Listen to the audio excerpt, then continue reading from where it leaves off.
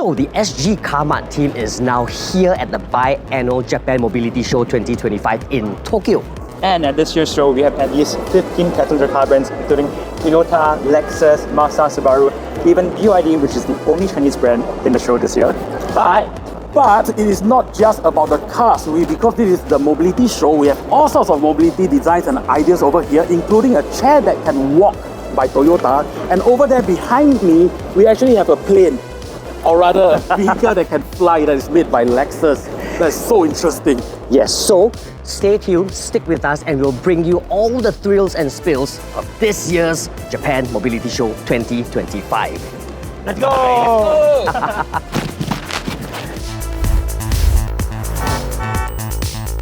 So at Honda's booth, there are several different world premieres, but the one you really have to focus on is the one behind me called the Zero Series Alpha. So Honda has really showcased the Saloon as well as another SUV, but now the third model, which happens to be an SUV, is also unveiled today. So there are now 3 brands under the Zero Series line, or rather 3 models under the Zero Series lineup, and it allows people to experience better value for the Zero Series brand.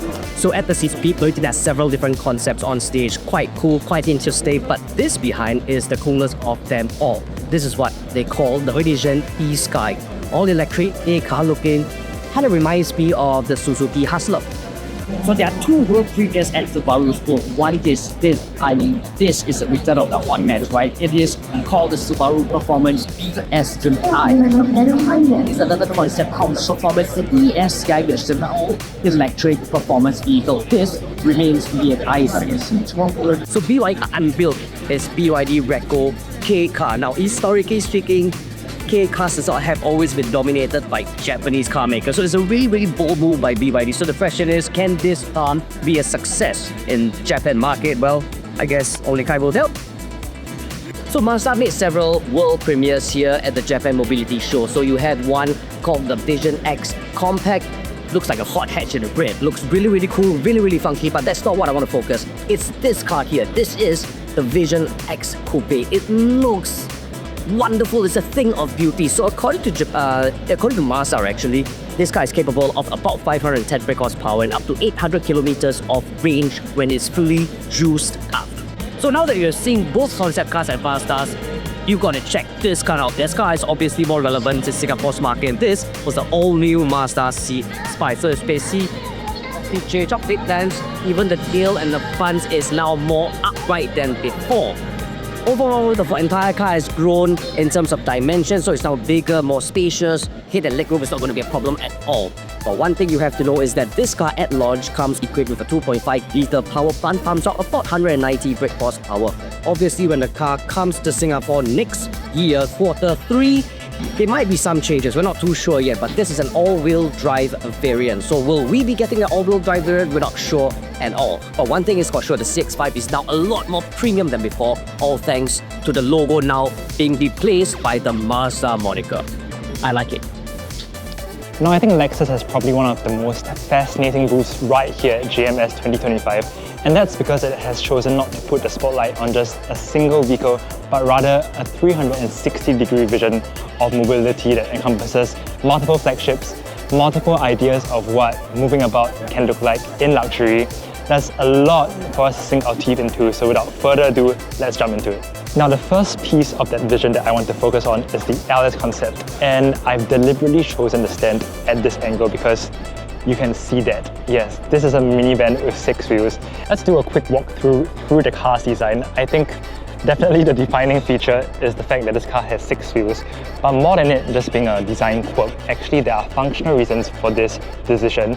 The first of them being the fact that if we have smaller wheels at the rear, we actually also reduce the size of the wheel housings, and that actually frees up more space on the inside. Privacy as well as space are the 2 most valued commodities, and the cabin of the LS concept is a reflection of that. You get this bamboo trim on the inside that gives occupants a bit more privacy. You see all these intricate materials used, and also we get a second row that can swivel either forwards to face the front or backwards to face the rear passengers. The other one that Lexus has brought out is the one you're seeing right behind me. It's called the LS Coupe concept. And while this may look a bit more like an SUV, Lexus says it is actually meant to blend the worlds of the LC as well as the outgoing LS. It is very, very angular, very futuristic and modern. We have a new interpretation of the spindle grille now kind of contouring the front with this spindle-shaped DRLs.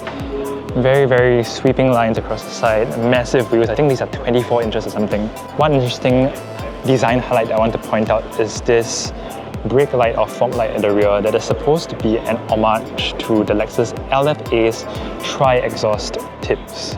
And of course, the final car that I want to spotlight the Lexus booth is this behind me, the Lexus Sport concept that we first saw at Pebble Beach. It's been updated for the show with some new details, including its interior, some extra detailing on its aerowork. This is absolutely the sort of car that you must see in person.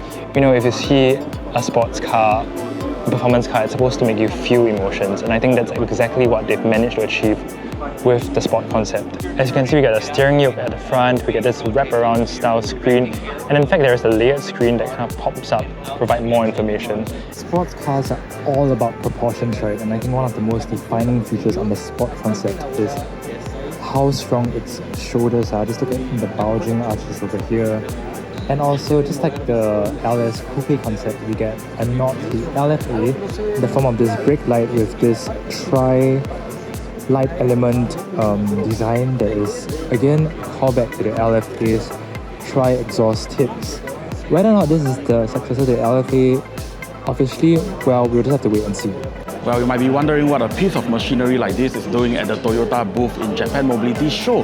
Well, in case you are not aware, Toyota actually started off as a manufacturer of these looms, which are actually textile machines. So this is actually the initial history that Toyota came from before they started making cars and all that. There's a car that really caught my attention, so it is this. This is the Toyota AA, which is actually the first ever production sedan made by Toyota. Now this is one of the highlights of the show, which is Toyota's Century, because Century used to be the top tier model that Toyota makes, limousines, but they have become a brand themselves now. So Century is now a standalone brand, something like Lexus. In fact, it sits on top of Lexus. And this is the first new car that they are displaying here, a coupe.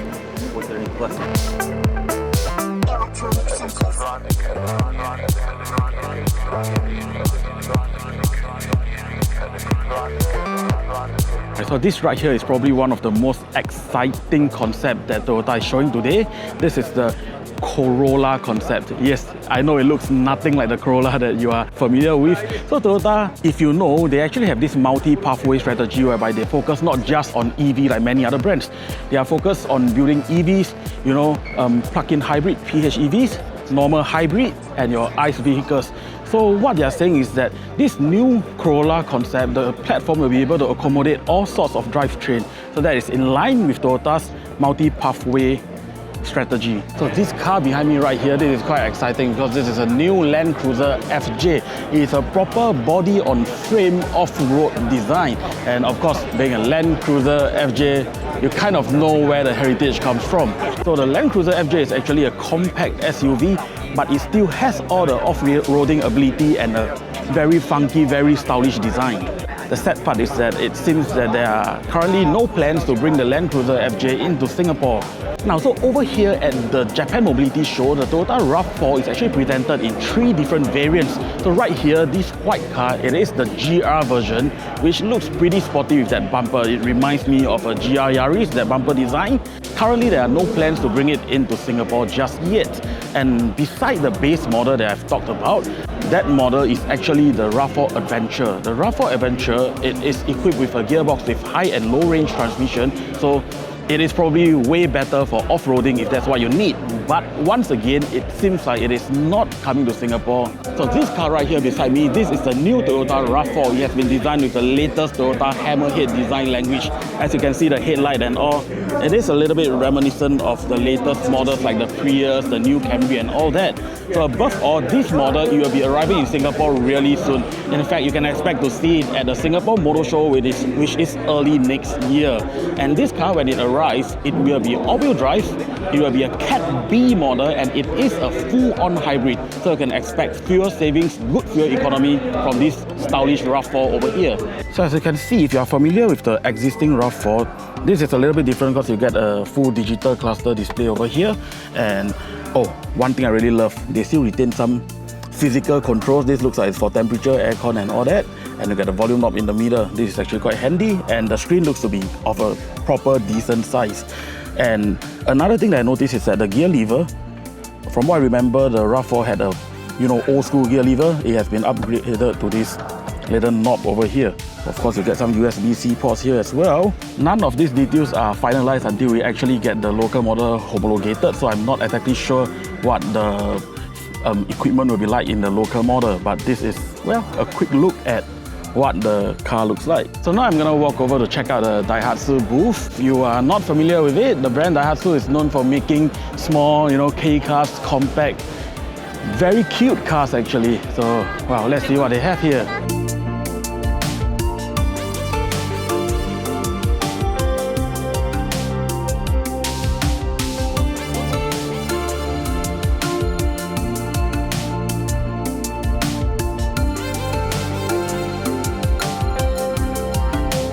This should be a new Copen concept. I actually like it a lot. In fact, I liked it more than the current Copen. There's a bit of a 350Z vibes on the bumper for some reason. Those round headlights look so fierce but cute. So there you have it, guys. That's our coverage for this year's Japan Mobility Show 2025. So quick question, Matt, which are your favorite cars this year? I'm not sure if I would use the word favorite, but I think the car that I'm most intrigued by this year is definitely the LS Concept. Minivan with 6 wheels. I mean, how often do we see 6 wheels in the car market today? I think it's a pretty cool concept car. Cool. Kishan, what was yours? Wow, I think my absolute favorite, I'm not even sure if it's a car, it's this concept called the Kids Mobi at Toyota. It looks so adorable with that blinking eyes and all. So yeah, I really love it. It looks so cute. But I don't know about you guys, right? So my favorite concept cars, actually, two of them. Actually. The first one is the Mazda Vision X Coupe, and the second is the Subaru Performance ESTI. I thought these two cars look fabulous. So yes, so that's our thoughts on this year's GMS. Thank you very much for watching. Please don't forget to like and subscribe to our YouTube channel, and you can also follow us on TikTok. Our handle is @Sgcarmart. In the meantime, stay safe, be well, and the three of us will see you back home in Singapore. Bye. Bye.